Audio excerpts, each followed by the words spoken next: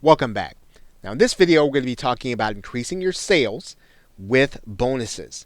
Now when you are offering your affiliate products and you are promoting other products to your subscriber list, one of the ways that you can entice your subscribers to buy them is by offering them bonus products, giving them some extra, giving them something on top of what they're buying so that they'll get more enjoyment out of their purchase.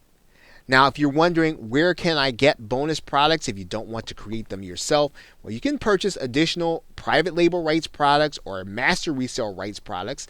And typically, there are a number of them that are specifically made and packaged and already zipped up just for this purpose.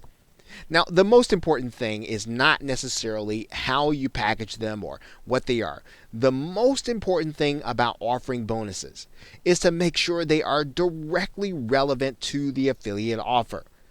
Now, one of the things that you want to think about when offering that bonus is, of course, making sure that it looks like something that will help them to get more enjoyment, something that will help them to use it faster or use it better. So think about that when you're selecting a proper bonus. Now, to deliver that bonus, you're going to use a squeege or autoresponder page and ask your buyer to opt in to get the bonus. So in other words, when they actually get their bonus, or the way they're going to get their bonus is you are going to actually have them to send their receipt to you. Then you're going to send them a link to opt in order to get your bonus.